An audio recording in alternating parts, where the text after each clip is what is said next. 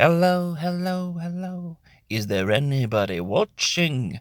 It's me, Arrogant Ape, and I'm here with a review of Stoker and Wells' Order of the Golden Dawn by Mr. Stephen Peros and Barry Orkin. So the book's really good. I recommend that you buy it and read it in that order. In case you don't know who Stoker and Wells are, this is Bram Stoker, author of Dracula and a few other books. This is H.G. Wells, author of The Time Machine and War of the Worlds, I believe, if I'm not mistaken. Anyway, so Stephen Peros, he wanted to bring these two characters together and tell a story about them actually confronting some of the characters in their literary works of fiction, right?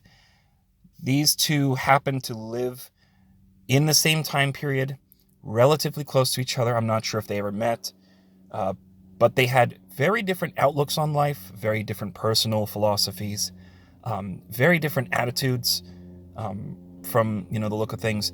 And I really like how Stephen Peros put these two together and juxtaposed them to show just how different they were. So we open up. Bram Stoker actually owned, he was the manager of the Lyceum Theater, which is this old famous playhouse. And he was an assistant to Sir Henry Irving, famous actor of the time.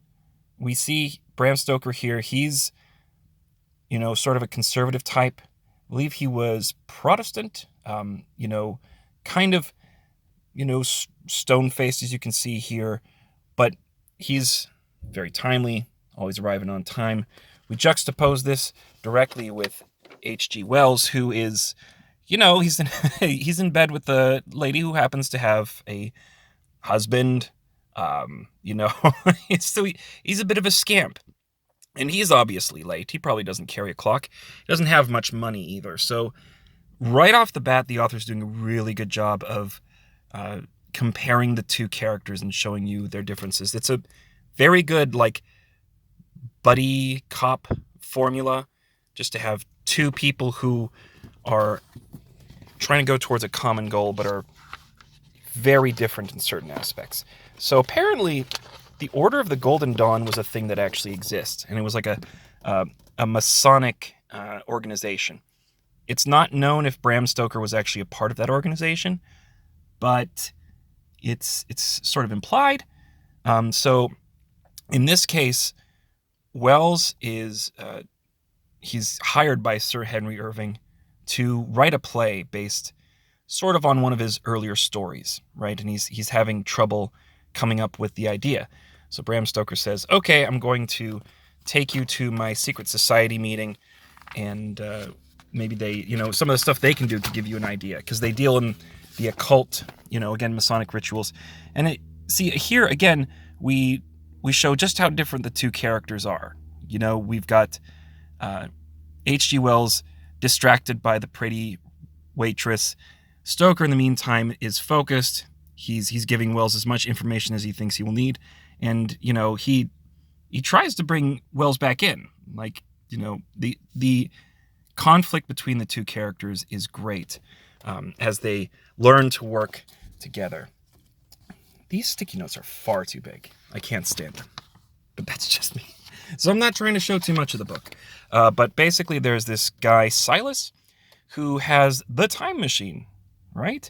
I don't know if Silas actually existed. I don't know if he's a character from the time machine. But he's a bit eccentric. H.G. Wells is very interested. He does a demonstration where this little machine disappears and then reappears elsewhere. So Wells and Stoker, they get the brilliant idea to break into this guy's lab and go into the time machine. So this guy's not having it, but he hasn't tested human subjects, so he's going to send them both back in time. This is, and he's going to set the clock so that they come back at a certain time. Part of his own sick scientific test. So let's see here. I've got to figure out how to do this one-handed. All the art is great, by the way. All the art, there's no mistaking what something is in here. The people are all drawn very competently. it's kind of straight, you know, but you also have some monsters in here, and they're drawn very well. So again, we see a conflict sort of between the two characters. So we've got Wells saying, by God, it's communism. Communism. They live together, sleep communally, dress alike, sleepwalk as a collective, eat together. This, by the way, is a group of humanoids, people, you know, what humanity basically becomes. And so H.G. Wells is definitely one of those types of people who's very hopeful that a sort of perfect communist utopia is on the horizon. And obviously, Bram Stoker's not having it. He's like, they're childish, primitives, living like messy tenants inside once great palaces. No inventions that I can see, no curiosity. Do you realize that not one of them asked who we are? So it's not playing favorites to either side, which I can really appreciate from the author. It's good to have that ambiguity. Is that the right word?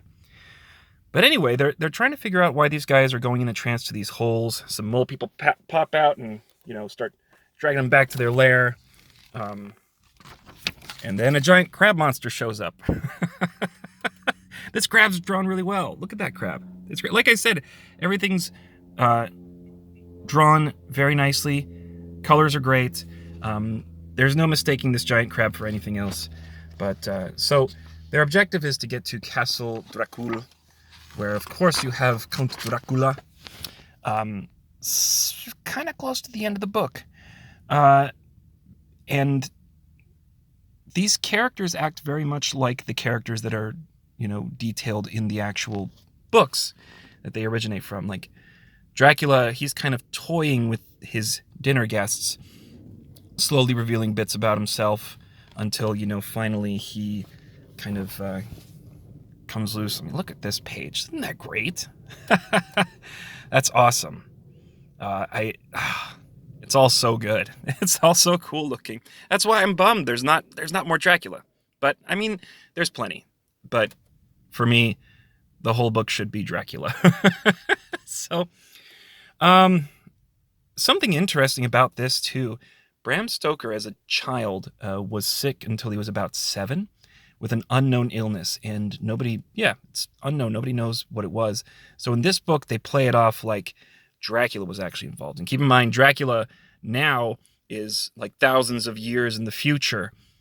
So, I mean, the book's wild. It's so good. It works really well with both of the writers' most famous works. And I just can't recommend this enough. The love of history is really impressive.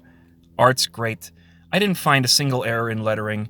Coloring, as you saw, is nice and vibrant, but it's not too stylistic. So they're playing it straight, but it works really well. Also, this book is up for a Rondo Award, which is basically like a horror novels Oscars, except the winner gets picked by the people, not by some committee deciding behind the scenes.